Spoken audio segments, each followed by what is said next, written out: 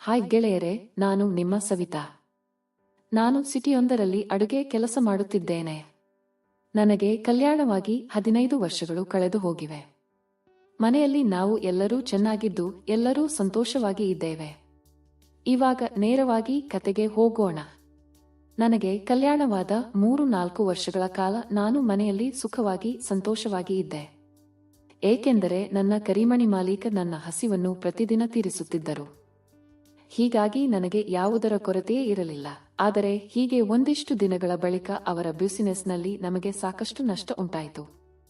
ಇದರಿಂದ ಮನೆಯಲ್ಲಿ ಸಾಕಷ್ಟು ತೊಂದರೆಗಳು, ಸಮಸ್ಯೆಗಳು ಶುರುವಾದವು. ಇದರ ಜೊತೆಗೆ ಸಾಲವನ್ನು ಮಾಡಿದೆವು. ಅದರ ಜೊತೆಗೆ ಬಡ್ಡಿಯೂ ಕೂಡ ಬೆಳೆಯುತ್ತಾ ಹೋಯಿತು. ಹೀಗೆ ಮನೆಯಲ್ಲಿ ಶಾಂತಿ ನೆಮ್ಮದಿ ಇಲ್ಲದ ಕಾರಣ ಕೂಡ ಅವಾಗ ಜಗಳವೂ ನಡೆಯುತ್ತಿದ್ದವು. ಹೀಗಿದ್ದರೂ ಸಹಿತ ನನಗೆ ಮಾತ್ರ ಹಸಿವು ನಿರಂತರವಾಗಿ ಆಗಿರುತ್ತಿತ್ತು. ಏಕೆಂದರೆ ಅದನ್ನು ನನ್ನ ಕರಿಮಣಿ ಮಾಲೀಕನೇ ನನಗೆ ರೂಢಿ ಮಾಡಿ ಬಿಟ್ಟಿದ್ದ. ಹೀಗಾಗಿ ಅದು ಇಲ್ಲದೆ ನನಗೆ ಬಿದ್ದುಕೊಳ್ಳಲು ಆಗುತ್ತಿರಲೇ ಇಲ್ಲ. ಹೀಗಾಗಿ ನಾನು ಕೆಲವು ತಿಂಗಳು ಕಾಲ ಬರೀ ದೇವರು ಕೊಟ್ಟ ಕೈಯಿಂದ ಕೆಲಸ ಮಾಡಿ ಸಮಾಧಾನ ಪಟ್ಟುಕೊಳ್ಳುತ್ತಿದ್ದೆ. ನಾನು ಮುಂದೆ ಹೋದರೂ ಸಹಿತ ನನ್ನ ಯಜಮಾನ ಸುಮ್ಮನೆ ಇರುತ್ತಿದ್ದರು. ಇದರಿಂದ ನನಗೆ ಬೇಜಾರಾಗಿ ಬಿಟ್ಟಿತ್ತು. ಮತ್ತೊಂದೆಡೆ ಸಾಲದ ಕೊರಗಿನಲ್ಲಿ ನನ್ನ ಕರಿಮಣಿ ಮಾಲೀಕ ಎಣ್ಣೆ ಹೊಡೆಯೋಕೆ ಶುರು ಮಾಡಿದ. ಇನ್ನು ಈ ವೇಳೆ ನಾನು ಮನೆ ಎಲ್ಲ ಜವಾಬ್ದಾರಿಗಳನ್ನು ವಹಿಸಿಕೊಂಡು ದುಡಿಯಲು ಹೊರಟೆ. ನಾನು ಅಷ್ಟೇನೂ ಶಿಕ್ಷಣ ಪಡೆದಿರಲಿಲ್ಲ. ಹೀಗಾಗಿ ನನಗೆ ಬೇರೆ ಕೆಲಸವೂ ಗೊತ್ತಿರಲಿಲ್ಲ. ಕೊನೆಗೆ ಸಿಕ್ಕ ಕೆಲಸ ಮಾಡುತ್ತಾ ಜೀವನ ಸಾಗಿಸುತ್ತಿದ್ದೆ. ಹೀಗೆ ಮಾಡುತ್ತಿದ್ದಾಗಲೇ ನನಗೆ ಒಬ್ಬರ ಪರಿಚಯವಾಗಿ ಅವರು ತಮ್ಮ ತಂಡದಲ್ಲಿ ನನ್ನನ್ನು ಸೇರಿಸಿಕೊಂಡರು. ಅದರಲ್ಲಿ ನನ್ನ ಕೆಲಸವೆಂದರೆ ಅಡುಗೆ ಮಾಡುವುದು ಆಗಿತ್ತು. ಅವರು ಮದುವೆ ಸಮಾರಂಭ, ಜನ್ಮದಿನ ಸಮಾರಂಭ, ಗೃಹ ಪ್ರವೇಶ ಹೀಗೆ ಹಲವು ಕಡೆಗಳಲ್ಲಿ ಆರ್ಡರ್ ಪಡೆಯುತ್ತಿದ್ದರು. ನಾವು ಅಲ್ಲಿ ಹೋಗಿ ಅಡುಗೆ ಮಾಡಿ ಬರಬೇಕಿತ್ತು. ಇದರಿಂದ ನಮ್ಮ ಕುಟುಂಬಕ್ಕೆ ತುಸು ಜಾಸ್ತಿಯೇ ಅನುಕೂಲ ಆಗಿತ್ತು. ಉಳಿದ ಪದಾರ್ಥಗಳನ್ನು ಮನೆಗೆ ತರುತ್ತಿದ್ದರಿಂದ ಮನೆಯಲ್ಲಿ ಕಿರಾಣಿ ತರುವ ಅವಶ್ಯಕತೆ ಇರಲಿಲ್ಲ. ಹೀಗಿದ್ದಾಗ ನಮಗೆ ಒಂದು ಮದುವೆಯ ಅಡುಗೆ ಆರ್ಡರ್ ಬಂದಿತ್ತು. ಅದು ಬೇರೆ ಊರಿನಲ್ಲಿ ಇದ್ದಿದ್ದರಿಂದ ನಾನು ಮತ್ತು ನನ್ನ ತಂಡದವರು 2 ದಿನ ಮುಂಚೆಯೇ ಅಲ್ಲಿಗೆ ಹೋಗಿದ್ದೆವು. ಆದರೆ ಹೀಗೆ ಹೋಗುವ ಮುಂಚೆ ಮನೆಯಲ್ಲಿ ನಾನು ನನ್ನ ಯಜಮಾನರಿಗೆ ಆ ಕೆಲಸಕ್ಕೆ ಒತ್ತಾಯಿಸಿದಾಗ ಅವನು ಬೇಜಾರಾಗಿದೆ. ಸುಮ್ಮನೆ ಇರು, ನಿನಗೆ ಬೇರೆ ಏನು ಕೆಲಸ ಇಲ್ಲವಾ ಎಂದು ಹೇಳಿದ. ಅದಾಗಲೇ ಅವನು ನನಗೆ 5-6 ತಿಂಗಳಿಂದ ಹೇಳುತ್ತಲೇ ಇದ್ದ. ನನಗೆ ಆತನ ಮಾತು ಕೇಳಿ ಬೇಜಾರಾಗಿ ಬಿಟ್ಟಿತ್ತು. ಆದರೆ ಈ ನಡುವೆ ನಾನು ಬೇರೆ ಬೇರೆ ಸಿನಿಮಾಗಳನ್ನು ನೋಡುತ್ತಿದ್ದೆ. ಆಗ ನನಗೆ ಒಂದು ಉಪಾಯ ಹೊಳೆಯಿತು. ಯಾಕೆ ನಾನು ಈ ತರ ಮಾಡಬಾರದು? ಹೇಗಿದ್ದರೂ ಕೂಡ ಅಡುಗೆ ಕೆಲಸಕ್ಕೆ ಹೋಗಿರುತ್ತೇನೆ. ಅಲ್ಲಿ ಯಾರಾದರೂ ಇದ್ದಾರಾ ಎಂದು ಯೋಚಿಸುತ್ತಿದ್ದಾಗಲೇ ನನಗೆ ನೆನಪಾಗಿದ್ದು ಅನಂತ್. ನಮ್ಮ ಮೇಲಿನ ಉಸ್ತುವಾರಿಯನ್ನು ಅವನೇ ವಹಿಸಿಕೊಂಡಿದ್ದ. ನಮಗೆ ಏನಾದರೂ ಅಡುಗೆ ಸಾಮಾನು ಕಡಿಮೆ ಬಿದ್ದರೂ ಅವನೇ ತಂದು ಕೊಡುತ್ತಿದ್ದ. ಅಲ್ಲದೆ ಸ್ಟೋರ್ ರೂಮ್ ಅನ್ನು ಕೂಡ ಅವನೇ ಕಾವಲು ಕಾಯುತ್ತಿದ್ದ. ಆದರೆ ಇವನು ಯಾವಾಗಲೂ ನನ್ನ ನೋಡುತ್ತಲೇ ಇರುತ್ತಿದ್ದರೂ ನಾನೇ ಅವನಿಗೆ ಮಣೆ ಹಾಕುತ್ತಿರಲಿಲ್ಲ.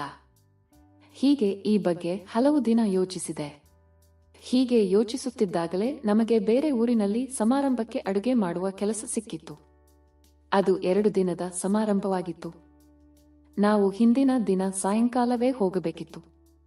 ಹೀಗಾಗಿ ನಾವು ಮೊದಲು ಹೋಗಿ ಎಲ್ಲ ಅಡುಗೆ ಸಾಮಾನು ಮತ್ತು ತರಕಾರಿ ಎಲ್ಲ ತಂದು ಕಾಯುತ್ತಾ ಇದ್ದೆವು.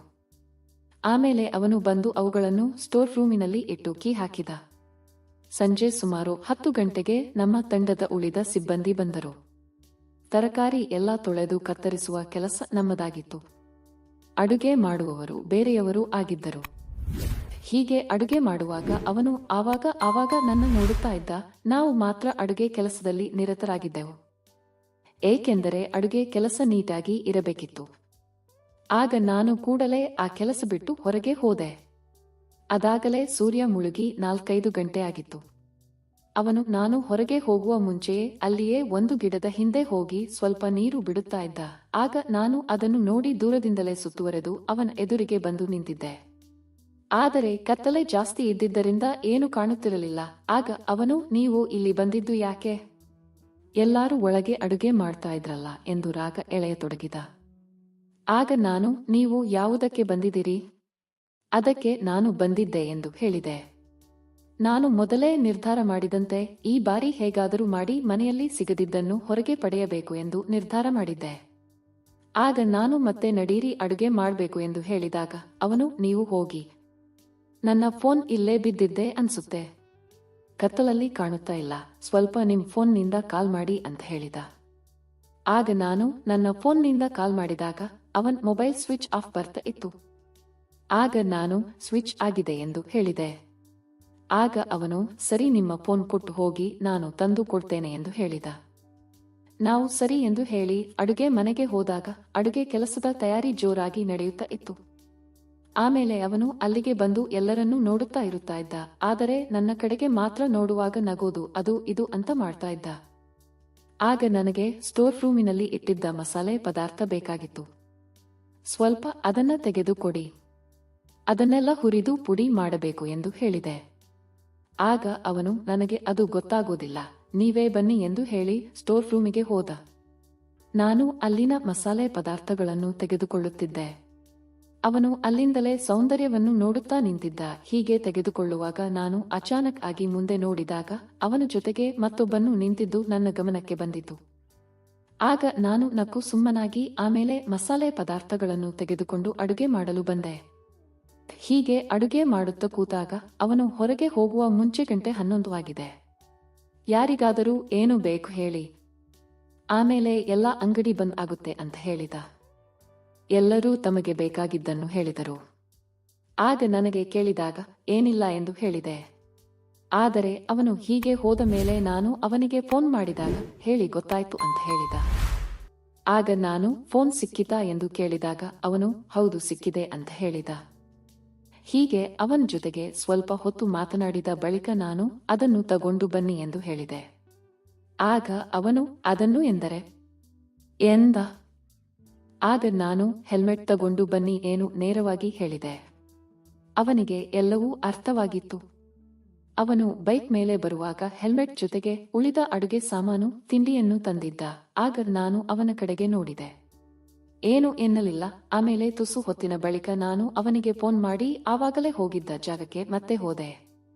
ಅವನು ಕೂಡ ಅಲ್ಲಿಗೆ ಬಂದ.